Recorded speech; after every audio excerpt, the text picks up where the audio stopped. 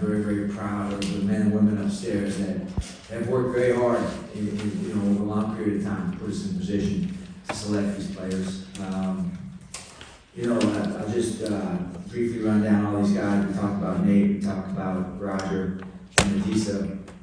Today with Tez, we had 6 or 7 names of guys that we were hoping to have a chance to select with our first 4th round pick, and we got him. Tez was one of those guys, and then fortunately TJ Tampa was another one of those guys that when we started the day we thought if those guys were there, didn't necessarily expect they would be there, but very excited with both those guys. With Tez, you get really a vertical receiver, size and speed. In some ways he reminds me of a Victoria Smith type of player, an outside, take the top off, vertical threat with good size and phenomenal kid, excellent jumping ability. TJ is a guy that, quite honestly, we would have taken on the second day of the draft. As a press corner, long, just a guy that we think really fits what we do very, very well. Rasheen is a running back that we've really liked since really the fall. Excited about him. Had a chance to see him at the Senior Bowl before he got hurt. It was very, very impressive to us as a guy that can run the ball, pass protect, and also catch the ball. And Devin's a quarterback that we see as a viable backup over time. T. Martin, we gave him a project to basically come back to us and tell us who we thought were his favorite backup type quarterbacks in this year's draft class. And he came back with Devin as one of his very top guys. So that was exciting for us to take a quarterback. It's been a few years since we've done that. With Nick Samak, just a gritty Big Ten offensive lineman, a very good center, a very athletic guy, stays on his blocks, good sustainability, very, very, very intelligent. And we think, a guy that can back up Tyler and also hopefully work in as a guard and develop and be a swing guy for us. And then finally, Sanusi, non-combine guy. Typically, we don't draft a lot of non-combine players. But with Sanusi, it kind of harkens back to Haruki Nakamura, who we drafted, who was a non-combine guy back in the day. Sanusi's a guy that does a lot of things well. A tough player. I think he's got good ball skills. Should play on special teams. He's a guy that David can talk to him about. Some of the scouts really liked him, and Doug Mallory really liked him as well. And had a chance to come here to Baltimore and visit with us. So overall, I think it was a great day, great weekend, and we'll take questions. Eric, when you're looking at the center in the 7th round, I know he had an injury to fibula. Do you think he'll be limited at all in any of the spring stuff or even heading into other workout? Yeah, I think he'll be limited in the short term, but I think as we get into May, I think he'll be full strength.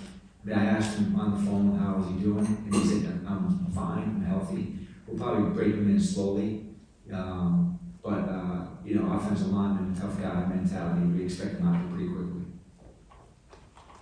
Eric, were you disappointed at all that the board kind of maybe didn't break your way to get a guy to come in and compete for one of the open jobs at guard? We kind of assessed the board, and in the 4th round there was probably a couple of opportunities to maybe get somebody. Quite honestly, looking at Tez, looking at TJ, we kind of knew when we had a chance to select those guys that we might miss out on maybe one of the better guards available on the 3rd day. That being the case, we drafted a couple of guards last year that we feel really good about. We saw Ben Cleveland, we saw his growth last year as a player. We were excited about Andrew, who's coming off the injury. So, I think we have some viable guys to compete. And like I said, I think Nick Samak has a chance to work in there as well. And we've got some other veteran guys that we think have a chance as well. So I'm excited about the group overall. And I don't have any, honestly, I don't feel too bad about it just because of the type of guys we got in the 4th and 5th round. Eric, with TJ, a lot of people had him projected 2nd round. And I was trying to look up things like why do you think he fell so suddenly? Because it seemed like many people were thinking he was going to be drafted much earlier. Yeah, I can't speak to other teams. We really liked him, and honestly, we've doubled up on positions before, probably 4 or 5 times, and it's worked out well for us. And honestly, we would have taken him a lot higher had we not taken Nate, I would have to say. So, you know, he didn't necessarily have a great 40 time. He had the Big 12 pro day, and he did not run the combine. So, you know, that might have hurt him a little bit. But, you know, for us, looking at him, you know, we see the length, we see the size, we see the leaping ability, his ability to play the football. He's a tough guy, he tackles well. We're excited, we think he's going to have a chip on his shoulder and play well. Eric, you kind of view Rasheed Ali a little bit as like this year's keeping Mitchell in a sense that he can maybe come in, contribute right away. The guy who operates in space has a lot of speed kind of out of the gate. Yeah, I think that's right. He's an explosive guy. I think he runs hard, he finishes his runs, he catches the ball well, he can run routes, he's a good pass protector. Like I said, the Senior Bowl, he was a guy that I noticed very quickly. He got hurt, but during the week of practice, he was very, very explosive, and I think we all took note. And we had him visit, a few weeks ago. He's an interesting kid. He's got a great background, other than the fact that he's from Cleveland, of course. But he's a great background, and I think he's a good player for us.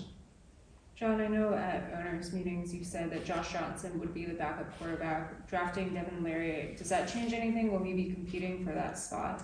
Josh will be the backup quarterback, and I think Devin will develop. He'll probably be the third quarterback this year, somewhere in fashion, growing in the job.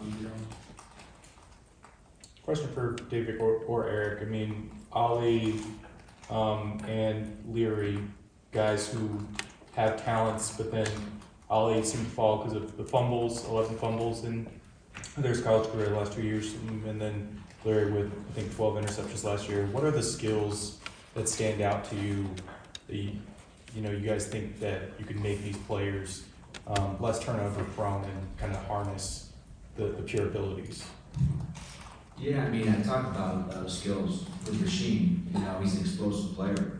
I think one of the reasons that Rasheed, if you say he fell was he hurt his bicep. So that's probably one of the reasons. But when we evaluate running backs, we're looking for specific things. And, certainly ball security is one of those things. But this is an explosive guy, very shifty, good vision, he runs hard, all those different things. As far as Devin goes, I think T. Martin does an excellent job evaluating, and he thinks he's a natural thrower. He thinks he's an accurate passer. He loves the kid. He thinks he's got the right mentality to come in and compete and improve. And so, for me, it's similar to how I feel about kickers. Who better to evaluate quarterbacks than a quarterback coach who played in the league? Who better to evaluate kickers than a kicking coach? And so I think T did a phenomenal job. He's very, very excited about them, and so are we. David, when you look at Devontae's, just kind of what stands out to you about his game and how he translates to the NFL level? Just his vertical explosiveness, ability to get behind coverage, take the top off the defense, make big plays. He is a threat, and he also does it at his size. I mean, he's not a small guy. He doesn't play small downfield. He can put pressure on the defense, and he's able to make some contested catches downfield. And I think that bodes well for our offense and our quarterback. He didn't really have the week that he wanted at Mobile during the Senior Bowl, but Pro Day was great. Combine was great. The thing I really like most about him is just he's encountered some athletic adversity in his life, and he's overcome. And he's a really mentally tough kid, as well as physically tough. And he works at his craft, and he's a great teammate. So outside of those physical traits that he has, he's got a lot of intangibles as well. Eric, I know there's some drafts where you'll be like, certain picks that you're hoping and they're not there. Do you feel like this year it seemed like value, where you get? Do you feel overall with this draft class that you got pretty exceptional value with overall?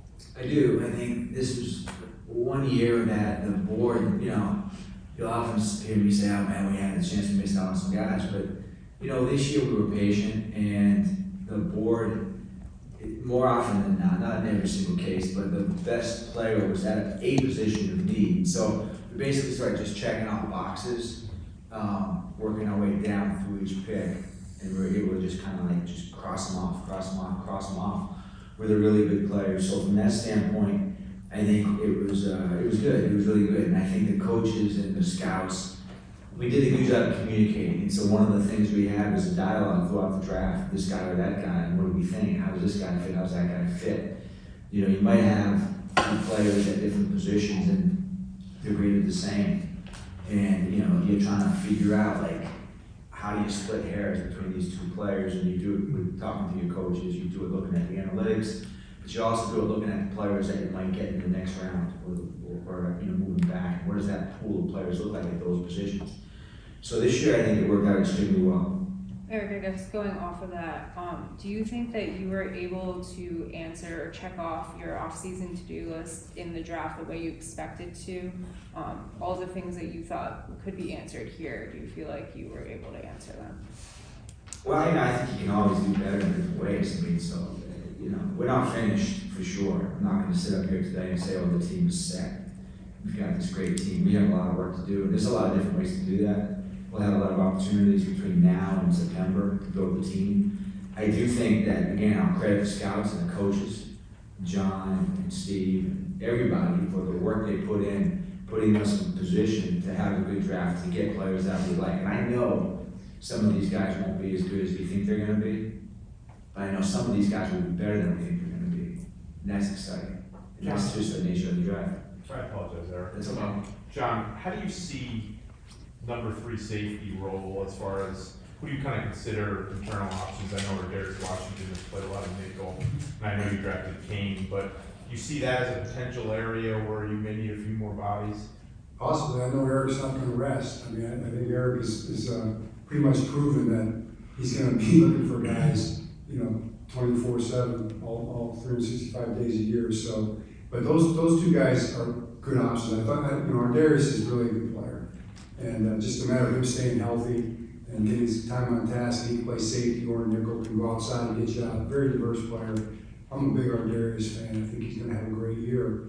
And then Sanusi is a guy we were talking about right at the end. It's so much love between the scouts and the coaches. In some ways, you know, he's kind of similar to that guy from Iowa whose name will not be mentioned since he's playing in the division here. But we appreciate Gino and all he did for us.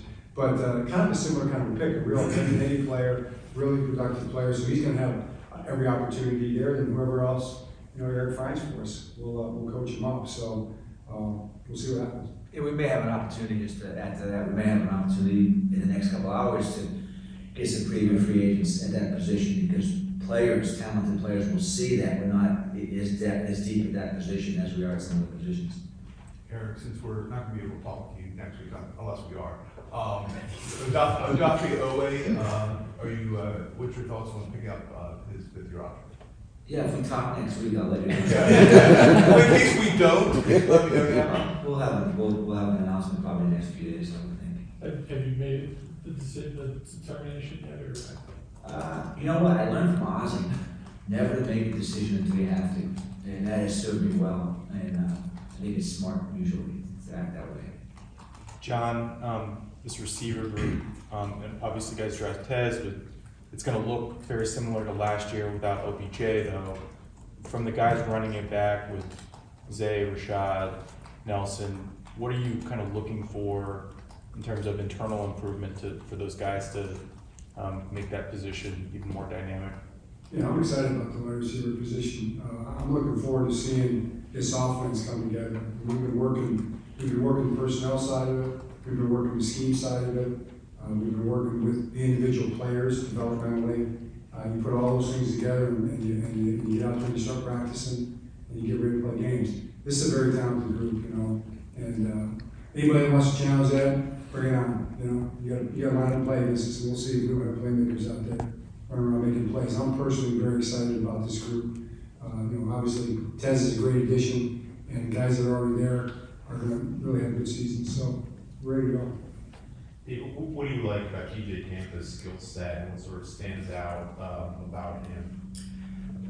His athleticism at his size. He's long. He can flip his hips. He can change direction as well. Former wideout. So I think there is some built-in upside to him as a player. He just kind of plays the game smoothly. He doesn't look too stressed. He tackles well. He's a guy that's going to compete. He'll run down on kicks and be a special teams guy for us. Good makeup, good mentality, smart football player. They speak well. They speak highly of him at the school. So again, anytime you have a size corner, you're always intrigued. But I think he's got the necessary movement skills at that size, along with his length, to give us something as a coverage player, and then also be able to support the run. David, there's many times where Eric did trades. This year he didn't make a trade. Do you think it bothered him at all? Do you think he was close to making some trades? What do you think? No, I don't think it really bothered him that much as long as we got the player he wanted. I think it might have bothered Steve more than it bothered him. But I think we were pretty content. You know, the phone was ringing pretty regularly some parts of the draft, particularly on day 2. So I think he's all right. I think he's happy. I mean, just to follow up on that, there were lots of opportunities to make trades. And probably because of the quality of the players that were there, but the players were more valuable than the trade. That's why we're so happy with the draft. We're gonna do 2 more, and I know Jonas will have one since I said that, so. Eric, obviously you guys made 9 picks this year's draft. I think you're projected to have 11 in next year's draft. Is that a comfortable number that you're comfortable with? I mean, is there, you know, kind of a long-term plan for just the sheer number of volume of guys that you want to bring in? Well, you know, we as I said before, we lost some players. We lost some good players this year, and it's now time to build back up again. And so, you know, I like having, math isn't great, but I guess it's 20 picks, right, in the next couple of years, this year and next year. If it's a good draft next year, we'll probably have more than 11 picks. You know, and I won't know that until we start really getting into the meat of the draft and looking at players. But, you know, we need good young talent. And we got to develop these guys, and they got to play for us, and that's the reality that we find ourselves in. And so the draft is, you know, we say it, but it's critically important for a team that wants to stay relevant and have good players and have a good team and win games. You got to have good young talent. So that's the mission. We'll get started up in a few weeks, looking at spring scouting. Our scouts will be in, and we'll start looking at players and start the whole process over again. John, you said that you weren't willing to share which position group was your assignment this season.